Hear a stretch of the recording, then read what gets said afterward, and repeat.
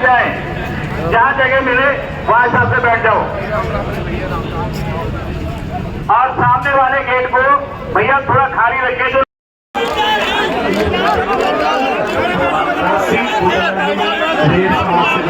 देखो पंचायत की एक मान मर्यादा हो, जो हमारे नौजवान साथी तो उनका भी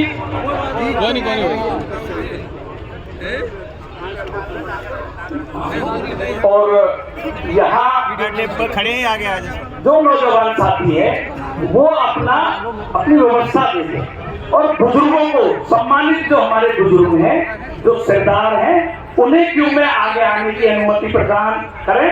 और मेरे सभी बुजुर्गों से अनुरोध है कि वह किसी भी पार्टी से सरदार है, बुजुर्ग हैं, सरपंच हैं, वो आगे आ जाए।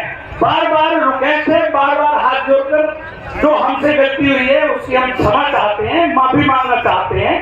हम बच्चे हैं, माफ करें। और वो हमारे बड़े बड़े सरदार हैं, वो आगे आने का काम करें। हमारे बुजुर्ग सब आगे आने का काम करें। ज्ञान सिंह जी से अनुरोध है, हमारे बहन से, हमारे जो करण नंबरदार जी हैं उनसे अनुरोध है, वो अपनी पूरी सरदारी को आगे ले आए। और यहाँ उनके लिए स्थान बना हुआ है, वो सब भाई आगे आने का काम करें। मेरे हाथ जोड़कर हमारी गलती को क्षमा करें और अपनी पंचायत को, इलाके की सम्मान, अपने इलाके की पंचायत की शुरुआत करें। आप लोगों की इजाजत होगी तो हम अध्यक्ष चुनने का काम करेंगे।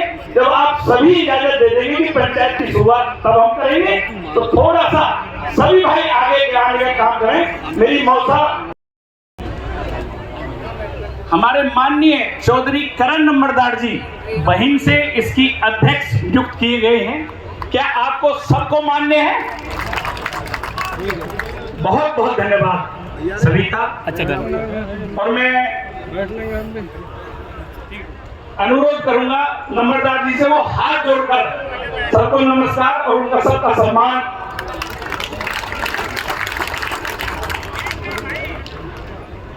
बहुत बहुत धन्यवाद। हमें उससे गर्व है, लेकिन ये राजनीतिक दल हमारी इस मासूमियत का, हमारी शराबत और इंसानियत का नाजायज फायदा उठा ले। ये चुनाव हमें मिले ना मिले ये कोई बात नहीं होगी, लेकिन मेरे बुजुर्गों भाइयों, समय आता रहता है और जाता रहता है। अगर आप लोगों ने आंख दिखानी नहीं सीखी, अगर आप लोगों ने सम्मान के साथ जीना नहीं सीखा और टिकटों पर और पार्टियों पर अगर ऐसे ही कुर्बान होते रहे, तो हमारी हालत वही रहेगी जो पिछले 10 सालों में हमारे इलाके की हालत रही। आप लोगों ने 10 साल कसर नहीं छोड़ी बीजेपी का राज बनाने की। और वो क्या कहते रहे? वो कहते रहे मुझे वोट नहीं दी, जिसे दी थी वोट वही जाओ। अब क्या आई थी आपके सामने? मैंने टिकट मांगी थी, मुझे घर से बुला के दिए, वही जाओ, मेरे से क्या लेने आए?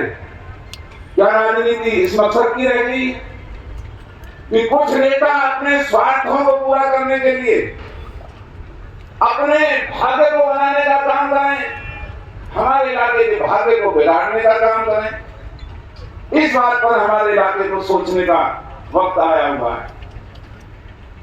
जो इलाके संघर्ष करते हैं उन इलाकों का सम्मान हुआ करता है।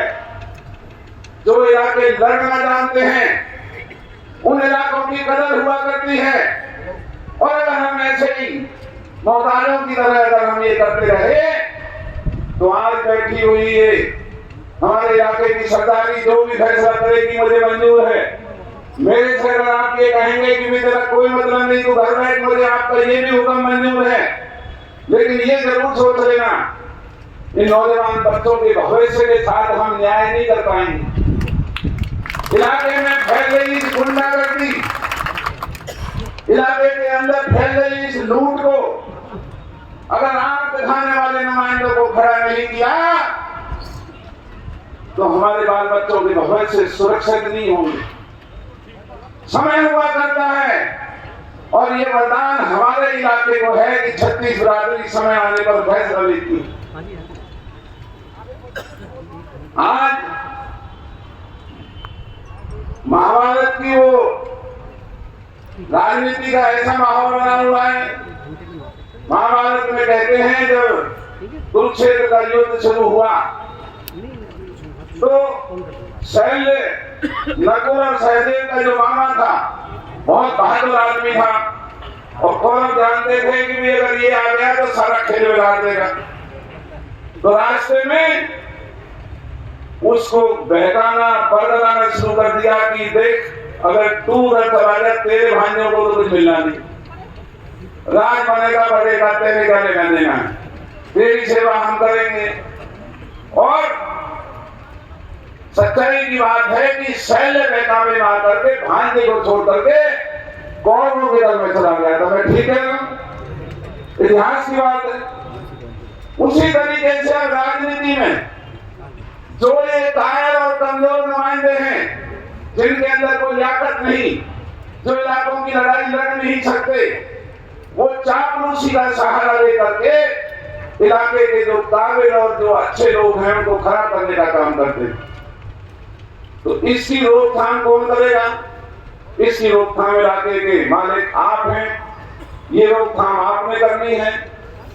और पिछले 2 साल से जो आज हमने पंचायत की, मैं हाथ जोड़ करके आपसे निवेदन करना चाहता हूं, ये आज की पंचायत हमने किसी पार्टी की पंचायत नहीं रखी,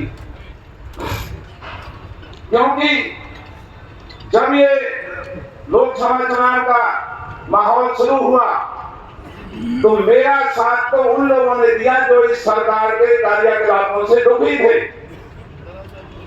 और बीजेपी में रहने वाले लोगों ने भी मेरी वकालत की कि चाहे बीजेपी में अगर तू लड़ेगा तो हम तेरा साथ देंगे। उसी मिसाल आज हमारे दोनों विधायक बैठे हैं, भाई केसर डागर बैठा है और हमारे इलाके की सरदारी के एक से एक बड़े आदमी बैठे हैं जो शायद कांग्रेस पार्टी में नहीं होंगे, किसी भी दल में होंगे, लेकिन उन्हें भरोसा था कि इलाके की लड़ाई इन कंधों के साथ मजबूती से लड़ी जा सकती है। तो अपनी पार्टी के हितों की परवाह ना करके, अपने भविष्य की परवाह भी ना करके, और इन्होंने इस लड़ाई में, इस चुनाव में मेरा साथ दिया। आप लोगों ने माहौल बनाया, टिकट मांगने के लिए पार्टी के नेताओं ने लिख करके दिया कि हम टिकट नहीं लेंगे। जब आप लोगों ने माहौल बना दिया, जब इन सब भाइयों की वजह से माहौल बन गया, उन्होंने देखा कि ये तो माहौल बदल रहा है, तो खड़े हो गए। और खड़े होकर के हमें उनके खड़े होने से कोई इतराज नहीं है, सबको हक है। सवाल इस बात का है, क्या पिछले दिनों में इलाके की जातियों में अगर एक बयान भी किसी विधायक, सांसद, पूर्व मंत्री का हम और हमारे साथियों के अलावा अगर आया हो तो उनसे पूछना जरूर, भाई आप जो ये लड़ाई लड़ना चाहते हैं, आपने लोगों को बचाने के लिए कौन से प्रयास किए? केवल और केवल बीजेपी के लोगों के साथ मिलकर के धंधा करना, नाजायज गतिविधियों में शामिल रहना, इस तरह की हरकतें इस फरीदाबाद के इलाके में होती हैं। है कहीं खड़ा कोई है तो हमें किसी के दल को नहीं देखना। मैं तो आज भी कांग्रेस में हूं, लेकिन आप सबसे प्रार्थना करता हूं कि वक्त आ गया है हमें इस तरह की जातियों का कम से कम सवाल पूछना चाहिए। और अगर नहीं पूछोगे तो आने वाले समय में भी हमारे साथ इसी तरीके से होता रहेगा, और हमारा जो भला है, बच्चों का भविष्य है, जो बेरोजगारी है, जो दफ्तरों में भ्रष्टाचार है, उससे हमें निजात नहीं मिलेगी। के साथ है या नहीं, हाथ खड़ा करें।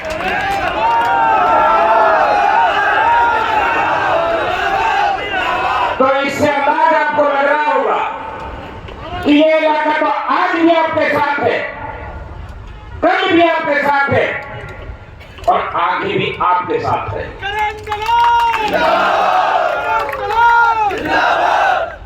हो सकता है ये आप पर विश्वास करने के भी पीछे इनका कोई उद्देश्य है। आपका उद्देश्य यहाँ धन कमाने का नहीं, आपका उद्देश्य इलाके की लड़ाई लड़ने का है। मैंने आपका 5 साल संघर्ष मैंने विधानसभा में भी देखा है। और मैंने 8 इलाके के अंदर देखा है। माननीय दलाल साहब, अगर आप चाहते हो, इलाके ने आशीर्वाद हाथ उठा के दिया है, आप जो भी निर्णय लोगे हम आपके साथ तन मन धन से आपके साथ रहेंगे, चाहे हमें कितनी बड़ी कुर्बानी देनी पड़े। मैं अभी निर्णय के बाद जो भी आदेश होंगे उसके बाद बात करेंगे। भाई ज्ञान सिंह जी और इलाके की सरदारी से मैं क्षमा भी चाहता हूँ कि कोई मेरे से गलत शब्द निकल गया हो, तो मैं पंचायत का अधनासा कार्य करता हूँ, कोई भी चीज गलती भी हो जाती है तो उसे क्षमा भी कर देना। धन्यवाद। आपसे निवेदन करता हूं कि आप अपने विचार रखें। माननीय केयर जी। ठीक है बाबा। आज सर्वजातीय 36 बिरादरी महापंचायत में आज के अध्यक्ष हमारे पूजनीय दादा करण सिंह नंबरदार जी, इलाके के मेरे पिता तो बुजुर्ग नौजवान साथियों, मातृशक्ति, पत्रकार, छायाकार बंधु, हमारे महबूब नेता हरदीप अजीज, आप सबके दुख सुख के साथी चौधरी करण सिंह दलाल जी, जो हमेशा से आप लोगों के लिए और इस इलाके के लिए जिन्होंने लड़ाई लड़ी, हमने उनसे प्रेरणा लेकर के चौधरी करण सिंह दलाल सन 1991 में हरियाणा की विधानसभा के सदस्य बने और उसी साल मेरा भी राजनीति में पदार्पण अपने नौजवान साथी भाइयों की बदौलत गवर्नमेंट कॉलेज होटल से शुरू हुआ, वहां मुझे प्रधान के पद पर नियुक्त किया गया। उसी दिन से हमने प्रतिज्ञा की कि हम इलाके के लिए जिन जिन पदों पर रहेंगे, जितनी हमारी क्षमताएं होंगी, हम उतना अपना सर्वश्रेष्ठ प्रदर्शन करने का काम करेंगे। आदरणीय चौधरी करण सिंह दलाल हमारे ऐसे नेता, जब विधानसभा में हमारे इलाके को केवल कच्चा धोने से अलग कुछ नहीं दिया जाता था, चमचागिरी से ज्यादा कोई कुछ भी बात नहीं था, तब करण सिंह दलाल जी ने हमारे इलाके की पहचान बनाई, उन शक्तियों से टकराए जो अपने आप में बहुत बड़ी खंडेखा बनती थी। हमारी पहचान बनी, हमें गर्व हुआ कि कहीं हमारा शेर भी विधानसभा में बोलता। ये संघर्ष उनका लगातार जारी रहा और सन 2014 में हमारे पूजनीय दादा टेकन शर्मा जी और आप लोगों का एक छोटा सा बच्चा, जिससे मुझे इंडियन नेशनल लोकदल पार्टी की टिकट मिली थी, उससे मेरे पास 10 रुपए का भी जौत नहीं था। आप लोगों ने इस ईमानदार और गरीब बच्चे की प्रतिभा को देखते हुए हकीम विधानसभा क्षेत्र से मुझे नियुक्त किया था, चुनाव। और जैसा कि मेरे दादाजी ने, श्री टेकचंद जी ने, करण सिंह दलाल जी ने बताया, जब भी इलाके की लड़ाई की कोई बात आई, हमने विधानसभा में पार्टीबाजी से अलग होकर के, क्योंकि करण सिंह दलाल जी कांग्रेस से थे, मैं इंडियन नेशनल लोकदल से था, दादाजी बीएसपी थे, लेकिन हमने राजनीति से ऊपर उठ करके उस कलंक को मिटाने का काम किया था जो वहां के राजनीतिक आदमी हमको आपस में लड़ाते। हमने एकता का परिचय देते हुए हरियाणा की विधानसभा साक्षी है, चाहे टेकन शर्मा जी हो, करण सिंह दलाल हो और चाहे आपका बेटा केहर सिंह रावत हो, हमने बड़े बड़े सूरमाओं को छक्के छुड़ाए हैं। आज वही तगड़ी और आप का समाज आपके बीच में निवेदन करता है कि आपकी विधानसभा की तरह आपका शहर इलाके की मांग थी। करण सिंह दलाल का कोई सपना नहीं था कि मैं लोकसभा लड़ूं। आप साक्षी हैं, आप सबने एक बात अपने मन में सोची कि आज का हमारा सांसद रिकॉर्ड देखते हैं, कागज में पढ़ते, अखबार में कि ऐसा सांसद जो लोकसभा में भी बोला, और यही तो सरकार नहीं, आज तक हिंदुस्तान की संसद में फरीदाबाद का कोई सांसद आपकी बात नहीं रख पाया। जब ये प्रश्न आपको बार बार सुनने को मिला तो आपने एक आवाज निकाली, करण सिंह दलाल हमारा प्रतिनिधित्व करे, विधानसभा की तरह हमारा शेर दिल्ली में कर दे, ये हमारी सबकी सोच थी और जनता ने ना बदल दिया था। लेकिन कांग्रेस पार्टी ने पता नहीं कौन से दबाव में ये फैसला लिया जो कहता है कि मुझे टिकट नहीं चाहिए, मुझे जबरदस्ती टिकट दी है। 85 साल का बुजुर्ग तो सरकारों बुरा नहीं मानता, गांव का सरपंच भी अच्छा नहीं लगता। 85 साल का बुजुर्ग इस 100 किलोमीटर के रण क्षेत्र में कैसे लड़ाई लड़ेगा? इसके लिए नौजवान की जरूरत है, बाहुबल की जरूरत है, बाप के बुद्धि और विवेक की जरूरत है और ऐसा नेता हमारे बीच में माननीय करण सिंह दलाल